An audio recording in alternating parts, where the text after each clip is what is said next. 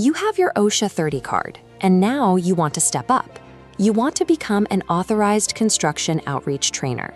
Holding that 30-hour card means you already possess foundational safety knowledge and proven field competence. But earning the right to issue official Department of Labor cards is a heavily gated commitment that requires years of preparation. The entire process is strictly controlled by OSHA Training Institute Education Centers, or OTI centers. These are authorized organizations that administer the outreach training program on behalf of the government. They demand massive upfront investments of your time and submit your background to intense scrutiny. In exchange, you gain ultimate training autonomy. The journey follows a specific sequence. Once you have the field experience and the OSHA 510 course, you move to the OSHA 500 trainer course, which leads to your status as an authorized trainer. Reaching that final stage grants you the power to independently conduct 10 and 30-hour classes and distribute official credentials to your students. OSHA explicitly designed this multi-year gauntlet as a filter to separate casual supervisors from dedicated career safety professionals. To even qualify for the trainer track, you have to satisfy two distinct pillars: verifiable field experience and advanced technical training. OSHA maintains a strict policy here. You cannot substitute experience for training, nor training for experience. Both must be satisfied independently. The baseline requirement for the first pillar is 5 full years of documented experience in the construction industry, and that time must be specifically dedicated to safety operations, not just general site management. If your resume simply says you performed general labor or worked safely on a site, OTI reviewers will reject your application. There is exactly one approved workaround for this experience rule, for those with advanced professional standing. Holding a bachelor's degree in occupational safety and health, a CSP, or a CIH qualifies you for an exemption.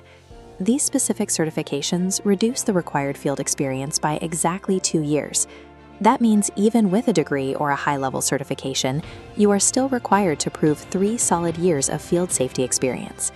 This requirement ensures that trainers have actually survived the realities of a construction site before they attempt to teach others how to navigate it. Once you have the experience documented, you move to the second pillar, the technical training requirement. This requires completing OSHA 510, the Occupational Safety and Health Standards course for the construction industry. The OSHA 510 course is a comprehensive deep dive into federal regulatory policies, legal standards, and compliance. OSHA enforces a strict temporal window on this specific prerequisite. Your OSHA 510 certificate is only valid for 7 calendar years. If you took the class 8 years ago, you have to retake it before you can proceed.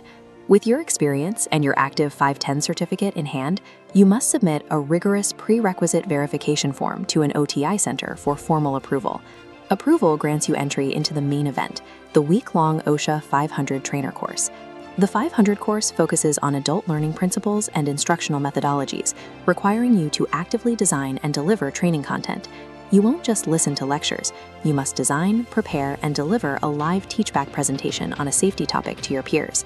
Finally, you must pass a comprehensive written exam at the end of the week.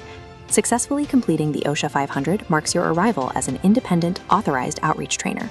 But your status as an authorized trainer is not a permanent lifetime credential. Your authorized construction trainer card is valid for exactly 4 years.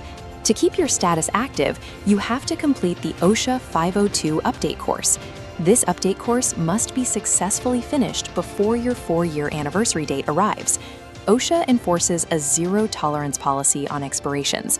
All previous grace periods have been completely eliminated. If your card expires, you are instantly stripped of your authority to teach official classes or request Department of Labor cards for your students.